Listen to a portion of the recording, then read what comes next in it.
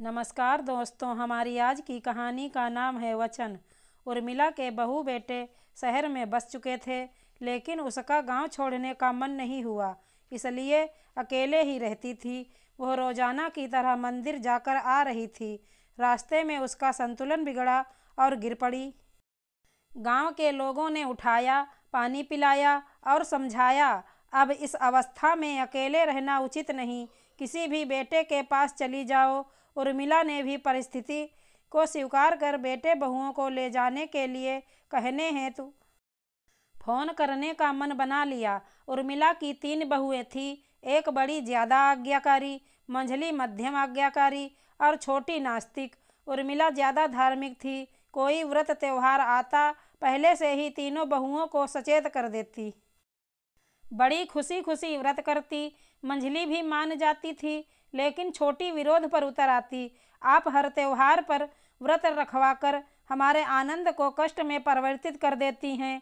तेरी तो जुबान लड़ाने की आदत है।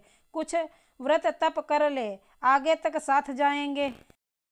दोनों की किसी न किसी बात पर बहस हो जाती। गुस्से में एक दिन उर्मिला ने कह दिया, तू क्या समझती है? बुढ़ापे में मुझे तेरी जरूरत पड़ने वाली है तो अच्छी तरह समझ ले। सड़ जाऊंगी लेकिन तेरे पास नहीं आऊंगी। सबसे पहले उसने बड़ी को फोन किया। गिर गई हूँ, आजकल कई बार ऐसा हो गया है। सोचती हूँ तुम्हारे पास ही आ जाऊं नवरात्र में। अभी नहीं माँ जी, नंगे पांव रह रही हूँ आजकल, किसी का छुआ भी नहीं खाती। मंझली को भी फोन किया, लेकिन उसने भी बहाना करके टाल दिया।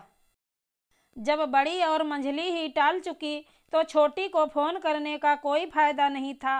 और अहम अभी टूटा था, लेकिन ख़त्म नहीं हुआ था।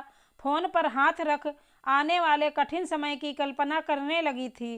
तभी फोन की घंटी बजी। आवाज़ से ही समझ गई थी, छोटी है।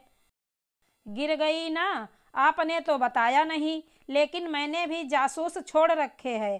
पोते को भेज रही हूँ लेने। क्या तुझे मेरे शब्द याद नहीं?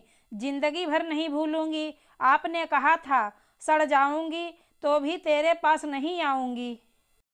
तभी मैंने वचन ले लिया था, इस बुढ़िया को सड़ने नहीं देना है। मेरा तप अब शुरू होगा। हमारी आज की कहानी कैसी लगी? धन्यवाद दोस्तों।